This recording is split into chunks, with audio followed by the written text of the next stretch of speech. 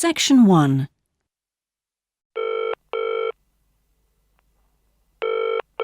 Hello? Motor Insurance Department? Oh, hello. I'd like to ask about insurance for my car. Yes, of course. I'll just take a few details. What's your name? Patrick Jones. And your address? It's 27 Bank Road. 27 Bank Road. Is that in Greendale? Yes. And what's your daytime phone number? My work number is 730453. And could I ask what your occupation is? Dentist. Okay. Now, a few details about your car.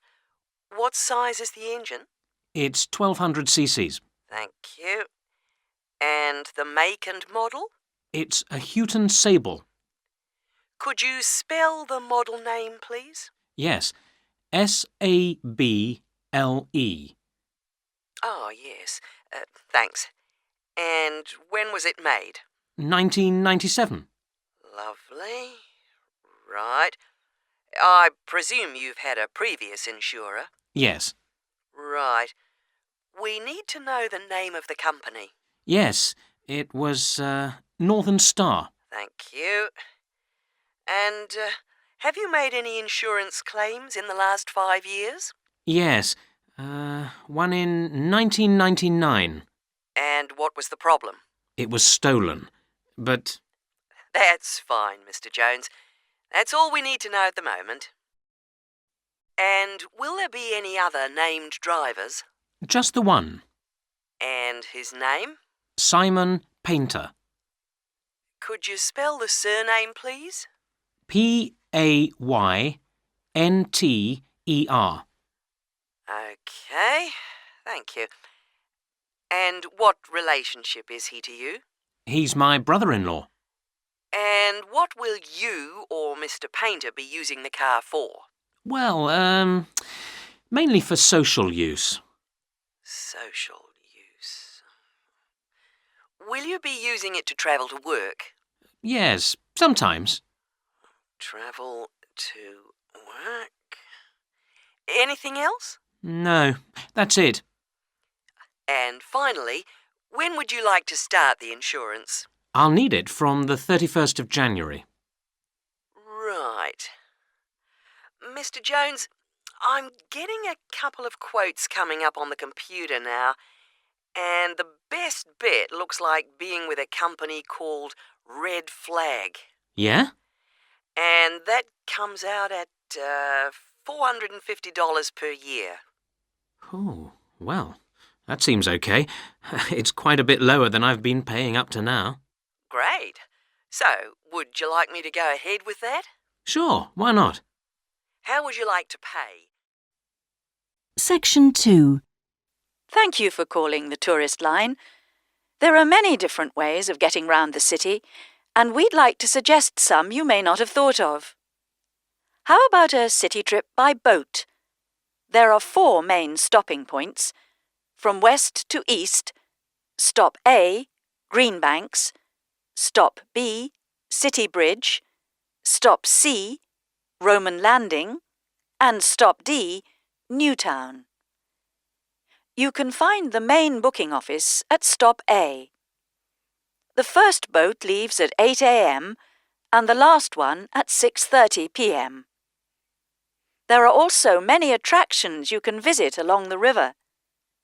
At Stop A, if you have time, you can visit the fine 16th century palace here, built for the king, with its beautiful formal gardens.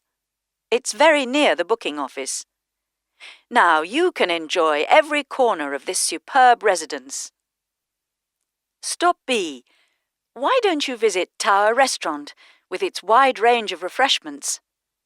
This is a place where you can sit and enjoy the wonderful views over the old commercial and banking centre of the city.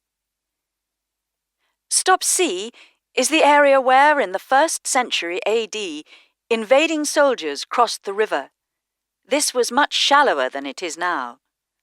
That's why this area is called Roman Landing. There's an interactive museum to visit here, with a large shop which has a good range of local history books. At the furthest point of the trip, stop D, the most exciting place to visit is the new entertainment complex with 7-screen cinema, bowling alley and video games arcade. Besides the boat tours, there are city buses. 2 companies offer special services. The top bus company runs all its tours with a live commentary in English. Tours leave from 8:30 a.m. every 20 minutes. There are departures from Central Station, Castle Hill and Long Walk. This is a hop-on, hop-off service, and tickets are valid for 24 hours. For further details, call Top Bus on 0208 944 7810. The number 1 sightseeing tour is available with a commentary in 8 languages. Buses depart from Central Station every 5 to 6 minutes from about 9 a.m., with the last bus at around 7 p.m. There are also number 1 services with an English-speaking guide. Section 3. We're pleased to welcome Dr. Martin Merriweather of the Antarctic Centre in Christchurch, New Zealand, who has come along to talk to us today about the role of the centre and the Antarctic Treaty. Now, my first question is about the choice of location for the centre. Why Christchurch? Was it because of the climate?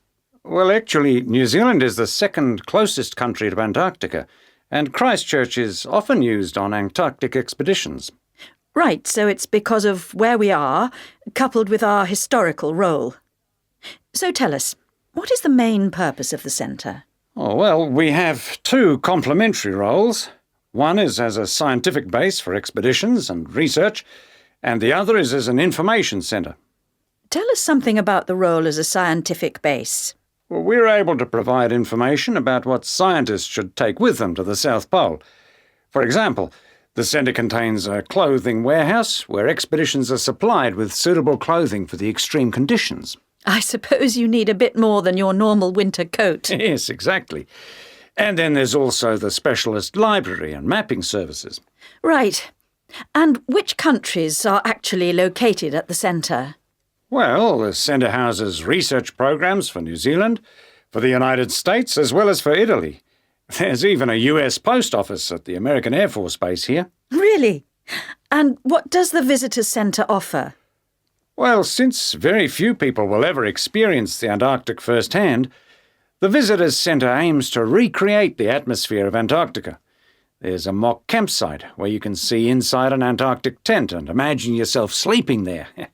And the centre also acts as a showcase for the unique international cooperation which exists in Antarctica today. What is it actually like at the South Pole?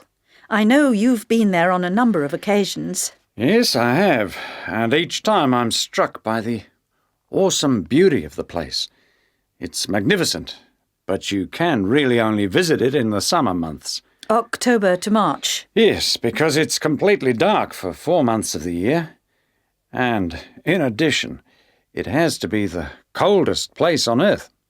Colder than the North Pole? Why is that? Well, unlike the North Pole, which is actually a frozen sea, Antarctica is a landmass shaped like a dome, with the result that the winds blow down the slopes at speeds of up to 150 kilometres an hour. And that's what makes it so cold. Oh. And one other interesting thing is that Antarctica is the driest continent on Earth, surprisingly, and so you have to drink large amounts of water when you're there. How old is Antarctica? Oh, we're pretty sure it was part of a larger landmass, but it broke away from the rest of the continent 170 million years ago. How can you be certain of this? Because fossils and rocks have been discovered in Antarctica, which are the same as those found in places such as Africa and Australia. Amazing. To think that it was once attached to Africa. Now, let's just have a look at the Antarctic Treaty. How far back does the idea of an international treaty go? Well, as far back as the 19th century, when 11 nations organised an international event. When was that exactly? In 1870, and it was called the Polar Research Meeting. And then, not long after that, they organised something called the First International Polar Year. And that took place when exactly? Over 2 years, from 1882 to 1883. But it wasn't until the 1950s that the idea of an international treaty was proposed. And in 1959, the treaty was actually signed. What do you see as the main achievements of the treaty? Well, firstly, it means that the continent is reserved for peaceful use. That's Article 1, isn't it? Yes. That's important, since the territory belongs to everyone. Yes, but not as important as Article 5, which prohibits any nuclear explosions or waste disposal. Which is marvellous. Well, I'm afraid we're going to have to stop there because I'm afraid we've run out of time. Thanks for coming along today and telling us all about the centre and its work. Section 4. My topic is handedness, whether in different sports it is better to be left or right-sided, or whether a more balanced approach is more successful. I'm left-handed myself, and I actually didn't see any relevance to my own life when I happened to start reading an article by a sports psychologist called Peter Matthews. He spent the first part of the article talking about handedness in music instead of sport, which I have to say almost put me off from reading further. But what I soon became struck by was the sheer volume of both observation and investigation he had done in many different sports, and I felt persuaded that what he had to say would be of real interest. I think Matthew's findings will be beneficial, not so much in helping sports people to work on their weaker side, but more that they can help them identify the most suitable strategies to use in a given game. Although most trainers know how important handedness is, at present they are rather reluctant to make use of the insights scientists like Matthews can give, which I think is rather short-sighted, because focusing on individual flexibility is only part of the story. Anyway, back to the article. Matthews found a German study which looked at what he called mixed-handedness, that is, the capacity to use both left and right hands equally. It looked at mixed-handedness in 40 musicians on a variety of instruments. Researchers examined a number of variables. For example, type of instrument played, regularity of practice undertaken, and length of time playing instrument, and found the following. Keyboard players had high levels of mixed-handedness, whereas string players like cellists and violinists strongly favored one hand. Also, those who started younger were more mixed-handed. Matthews also reports studies of handedness in apes. Apes get a large proportion of their food by fishing ants from anthills. The studies show that apes, like humans, show handedness, though for them right and left-handedness is about equal, whereas about 85% of humans are right-handed. Studies showed that apes consistently using the same hand fished out 30% more ants than those varying between the two. Matthews started researching several different sports and found different types of handedness in each. By the way, he uses handedness to refer to the dominant side for feet and eyes as well as hands. Anyway, his team measured the hand, feet, and eyes of 2,611 players and found that there were really three main types of laterality. Mixed, you work equally well on both sides, both hand and eye. Single, you tend to favor one side, but both hand and eye favor the same side. And cross-laterality, a player's hands and eyes favor only one side, but they are opposite sides. Let's start with hockey. Matthews found that it was best to be mixed-handed. This is because a hockey stick must be deployed in two directions. It would be a drawback to have hand or eye favoring one side. An interesting finding is that mixed-handed hockey players were significantly more confident than their single-handed counterparts. Things are slightly different in racket sports like tennis. Here, the important thing is to have the dominant hand and eye on the one side. This means that there is a bigger area of vision on the side where most of the action occurs. If a player is cross-lateral, the racket is invisible from the dominant eye for much of the swing. It means that they can only make corrections much later, and often the damage has been done by then. And moving to a rather different type of sport, which involves large but precise movements, gymnastics. It's been found that cross-hand-eye favoring is best. The predominant reason for this is because it aids balance, which is, of course, absolutely central to performance in this sport.